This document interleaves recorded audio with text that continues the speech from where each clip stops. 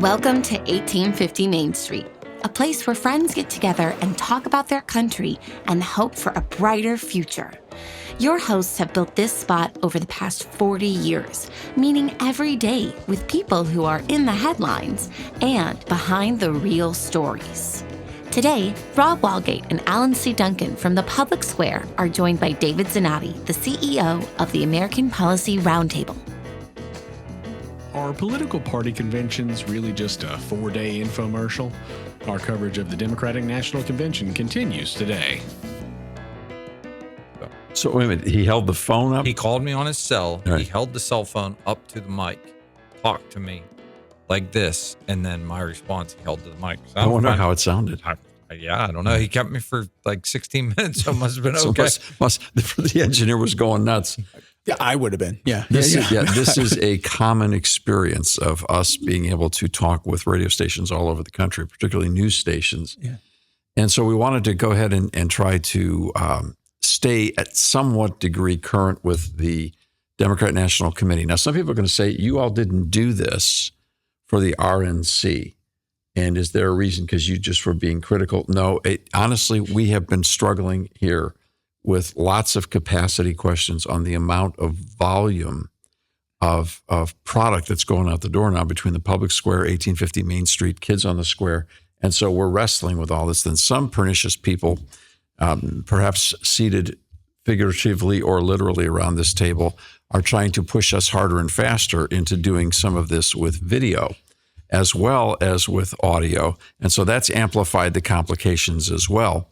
But we have been referring back to the RNC event as well so that people wouldn't think that our particular concerns and in particular criticisms are isolated to one or the other. Well, we could easily review and blast lots of stuff that we saw. Well, in years past, we've... Too late at night, boring, endlessly repetitive.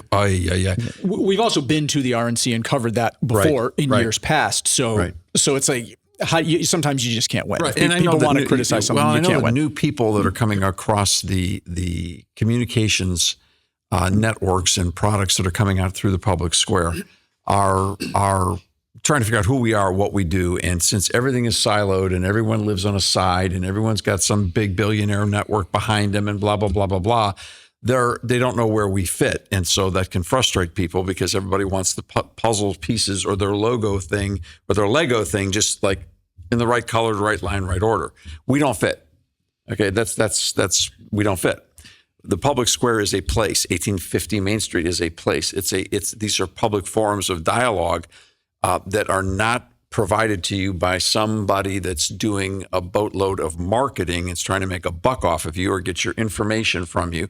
This is actually old-fashioned public service. Okay. This is for the common good. It is. And you talked about us being on radio stations all over. I got a text from a gentleman the other day. I was on a radio station in the Midwest. I did about 15 minutes on the RNC, and I get a text from a guy who I coach his son in basketball. And he said, "Were you just on the radio?" I said, "Yeah." He said, "Were you talking politics?" I said, "Yeah." He goes, "Anything else to talk about?" Yeah. He goes, "Yeah." Religion? He said, "Well, you referred to yourself as an independent to let it be known before you started throwing daggers. Why is that?" And I explained to him why that was. And it's the not parties are part of the problem. Yeah, thank you. It's not to curry favor. Like if you could be all things to all people, everybody would like you. No, this approach, and nobody likes you. Okay? Yeah. So that is what we do and what we have done, and we'll continue to do it. Yeah. And when we talk about this stuff, some people think, "Oh, you're carrying the water for this person," or "Why don't you say this person's name more?" We're just trying to educate people and talk about the truth. We don't claim to know it all, but we're looking for it. Ideas have consequences, particularly if you act upon them. Now, what the parties have done since they've decided to move to a primary system where where their nominee is supposed to be selected by the votes of the people in the states who belong to their political party, that was the idea. So then this is what it's back in the 60s, these giant free-for-alls, these giant convention events were held to elect somebody because people would show up at the convention with the favorite son status from the state of Missouri or the state of Illinois, and you'd have the delegates divided up among the states, and then you'd have 3 days of backroom, cigar-filled smoke rooms where people have to make decisions. There it is. Now, the decisions are supposedly all made before anybody gets there, so these are infomercials. I have a question. These are like 4 days of infomercials. Pep rallies. But who made the decision on the Democrat side? The voters didn't make that decision. Where did that decision come You mean from? this time around? This time around. You mean all the primary votes that were canceled because some group of people whom we don't know and have not identified themselves in hearings or meetings or whatever that were not public. But this is why Joe Biden said he was not going to drop out of this race on July 8th. Right. The voters had spoken. Yes. In the primary process on the Democrat side. And he did not want to disenfranchise them. Now they have their 4-day infomercial. And of course, the Republicans had their 4-day infomercial prior. Now, comparing them would be a whole nother wonderful, probably 3-episode series on comparing the two. I'll just throw one thing up that's interesting to me. Donald Trump gets shot in the head. Fortunately, it was the ear, which is part of your head.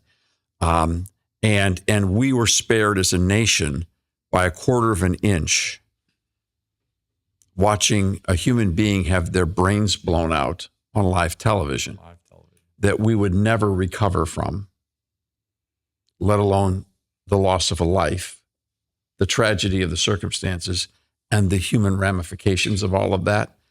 If someone was looking for a miracle that happened in this year, therein is a miracle of what we were spared. He gets up after being on the ground, which seemed like an infinite amount of time if you were probably there.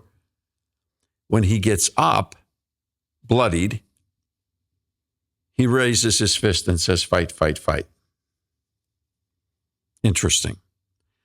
The Democrats, knowing what a vulnerable position that puts them in, because this is an ultimate human moment, decide to come up with a slogan for their convention, which is, "When we fight, we win." And they've got that scripted in call and response. When we fight, we win. When we fight, we win. When we fight, we win. Now, so both groups have been using the word fight in their 4-day mega conference infomercials a lot. Fight, fight, fight, fight, fight, fight, fight. It's all over the place. So here's my question. Who are you fighting? Who are you fighting? What are you fighting? Where's the fight? I think the DNC is fighting the American public, fighting to take choices off the table for the American public. That's what I think. But they said last night in particular, all they're about is freedom, that it's the other guys who are taking everything away. Let's look. This party that says everyone's taking everything away, this party's been in power at the White House for 12 of the last 16 years. Well, and to be specific, if in fact the Harris ticket wins, this will be first off, I think it'll be John It'll be Podesta. 16 out of 20. 16 out of 20, and John Podesta's eighth term in the White House. Yeah, so he will have been there through it all. So longest serving president. But they want to talk about freedom. That's the thing that leaves me scratching my head is, it's only been 3-4 years since we went through COVID. Let's talk about freedom. All the freedoms they wanted to take away. That's when I hear Tim Walz say, we're trying to keep the government out of your doctor's office. They've wanted the government to be our doctor for over 30 years. They tell our kids what vaccines they have to have in their body. How about Barack Obama's classic moment? Now that they don't call it Obamacare anymore, it's popular. Or no, he said, now that it got, sorry, I said that wrong. Yes. Now that this got popular, the Affordable Care Act got popular, they don't call it Obamacare anymore. Where do you think I was when that Hopefully not driving. Yeah, we've got a lot of history on Obamacare. A lot of history. Okay, and nationalized health care. Like having read it before. Let me call back the question. Who are they fighting if they're not fighting each other? I mean, they are fighting each other. They're fighting each other, but they're fighting to keep power. That's the fight. The fight to retain power. And so this is not a debate or an argument. This is a fight. It's a power struggle. This is a fight. So we're in a fight. Both sides, they're fighting each other. Okay. That's kind of serious for a country that's supposed to be out of many one, right? iVoters.com changes everything about the way we process elections. Instead of negative TV and radio ads and biased opinions from editorial boards, now people in all 50 states can get the facts about candidates and ballot issues from a nonpartisan, independent source. iVoters is fast, free, secure, and powerful. With iVoters, you can vote with confidence and encourage others to do the same. Free minds, free speech, free agents. iVoters.com, a public service of the American Policy Roundtable.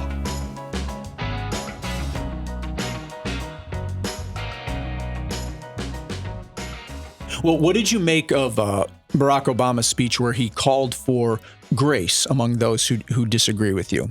But when we fight, we win. This is what I don't understand. We have people say, well, but first off, understanding that I have yet to discover a term for what Barack Obama does so effectively. Now, as a person that has spent a lot of time in history, and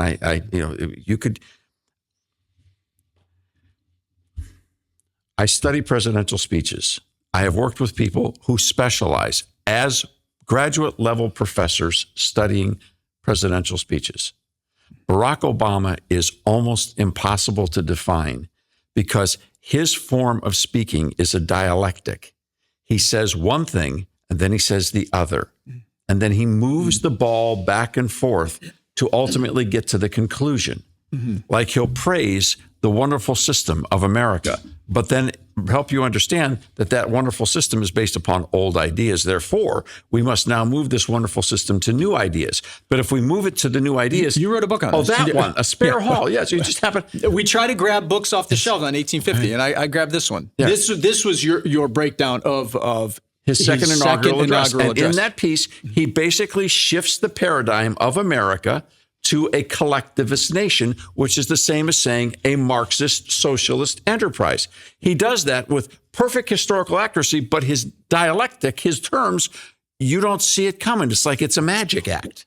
Well, I was going to say, so I watched his speech from the DNC, and you're watching this, and he's so good at speaking. He's so good in front of people. It's like the classic term rhetoric. I'm going to use the term rhetoric, but not in the pejorative sense. So someone might say rhetoric. I mean the classic art of rhetoric. Yes. He's amazing at it. You're watching. I hate everything I'm hearing, and I can't help but like the guy. Well, yeah. I know someone that was at an NBA, I think it was an NBA Summer League game, or no, it was in Vegas. It was I think it was the Olympic exhibition game.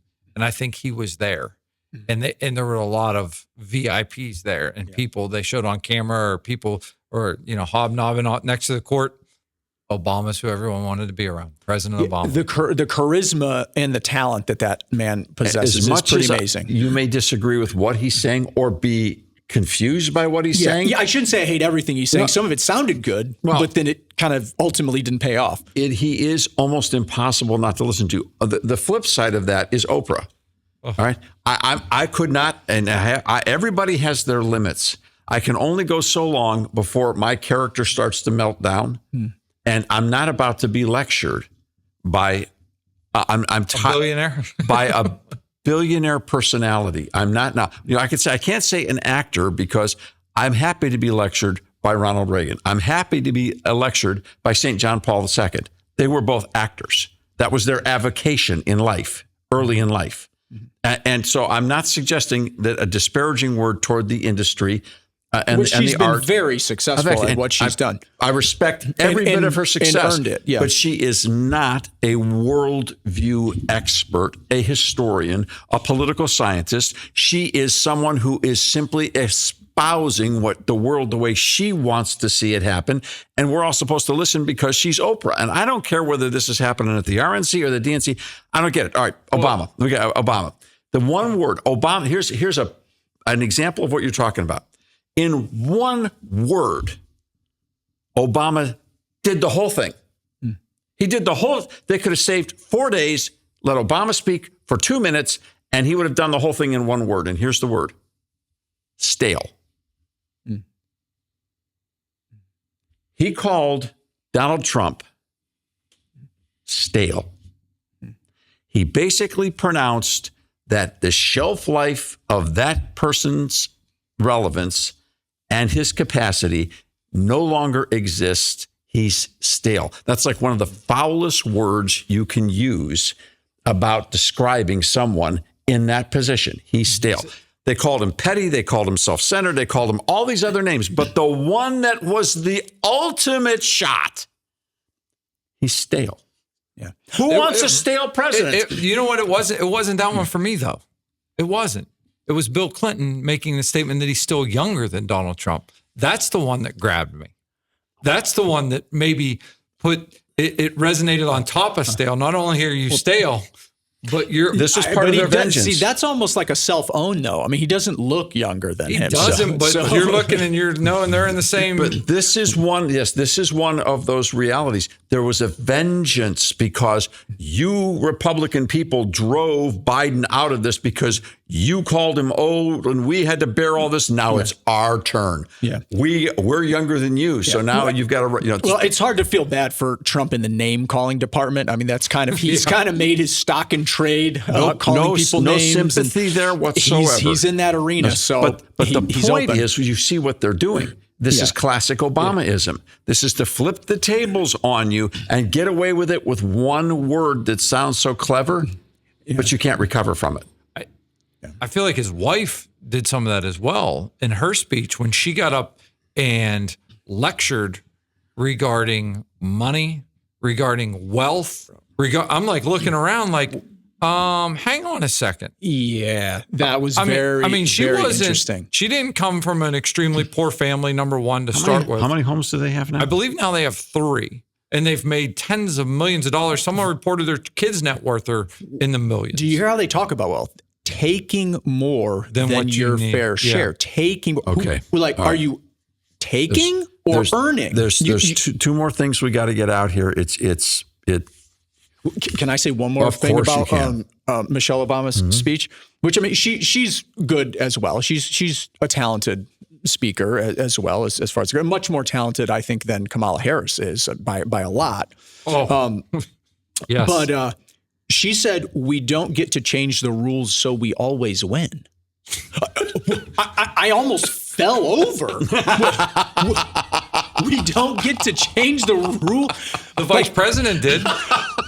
How did you get the candidate that you're telling people to vote for? Well, that was the thing about some of their speeches is the hypocrisy. I'm like looking around like, are you serious in all this? It's almost, you do have to laugh. I just can't believe they can say it with a straight face. What about all the lawfare that Trump has been enduring? How did he get 30? They played the Law and Order theme. Yeah. I think Tuesday night they played the Law and Order theme, and I'm like, you got to be kidding. Listen, even for somebody listening that thinks, no, Trump is a convicted felon, 34 counts. Even CNN's legal analyst said that this was a Frankenstein case that they cobbled together and made no sense. That was CNN said that about that. And then look at what they're doing against RFK Jr. Look, this guy can't get and stay on a ballot. And he's saying this is the DNC that's doing this. So for her to get up there and say with a straight face, to applause, we don't get to change the rules, so we always win.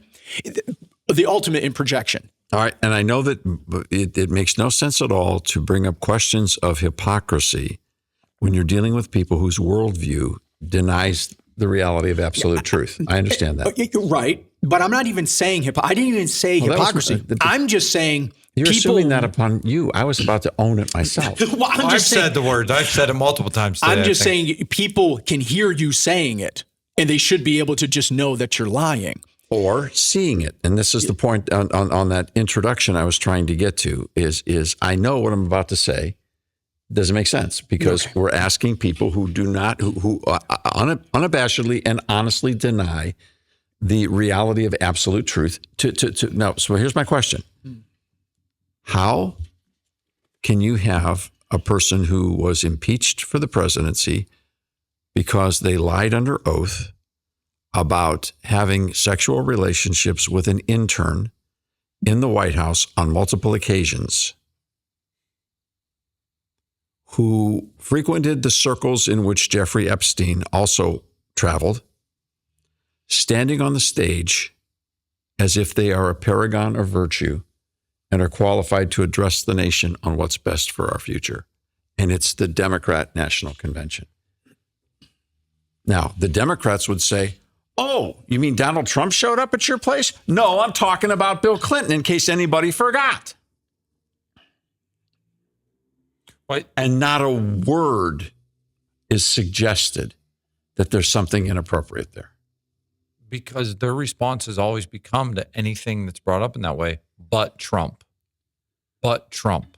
That's the only response they have to anything, is to talk about Donald Trump. And I get it. If Trump is a tough pill for some people to swallow, it makes sense. It makes sense. But it's endlessly talked about. That's the thing. It's not like it's not talked about, at least in the media. You know, I think there are some MAGA supporters who try to kind of ignore it and act like none of that stuff ever happened. Well, one of the questions we're going to have to get to, and we're out of time, is already? Moral superiority. We got to save that one. We got one more piece of this puzzle to do, and then I have to get this out of my craw, and there's not enough time to develop it and get your thoughts on it. No. But is Governor Walz's understanding of the words of the Golden Rule and what that means. The last time I checked, that particular Golden Rule, the one that we're referencing, has something to do with the leading character of the New Testament, who I would suggest probably has, if not copyright authority, at least the right of first ownership and usage. Now, I know the Golden Rule is a concept that's been around in multiple faiths for a long time. But in the American Western tradition and experience, when we talk about the Golden Rule, we're talking about, as it's discussed for the most part in the New Testament. Well, Governor Walz has now come up with a new reality of the Golden Rule. And this won't be done until we talk about that. So we're going to have to endure one more session of this and come back and talk about it. And if we had these microphones opened at that time for the RNC, I would have used exactly the same terminology. We have to endure one more, because I think all of these are an endurance race. And what makes me crazy is they've moved from an actual functional reality of electing somebody for a reason and a purpose to the 4-day infomercial. And I think 4-day infomercials on any subject are intolerable. In fact, I'm surprised you didn't come in here like with an ice pack on your head, because you said last time the last thing you want to do is be coached up. Yeah. So well, how'd you like that closing speech last night? Yeah, a lot and of he wasn't even the head coach. He wasn't even the head coach. No one knows that. He was the defensive coach? Defensive coordinator. He wasn't that. But, I mean, does anyone talk about that? Was he the defensive coordinator? I heard he was an unpaid volunteer assistant defensive coach. They make it sound like, I don't know. Hey, but he probably still got the state championship ring, and that's respect. Oh, yeah, they won. No, but why not be honest about it? Why not tell the truth? And why bash J.D. Vance for rising out of poverty and going to Yale? That's the thing that drives me nuts. Oh, that was the line. That drives me crazy. About going to Yale. Okay. That drives me so crazy. So your rise up out of poverty isn't... Okay. Yeah. There's more. This conversation isn't over yet, so come on back next time and pull up a chair at 1850 Main Street.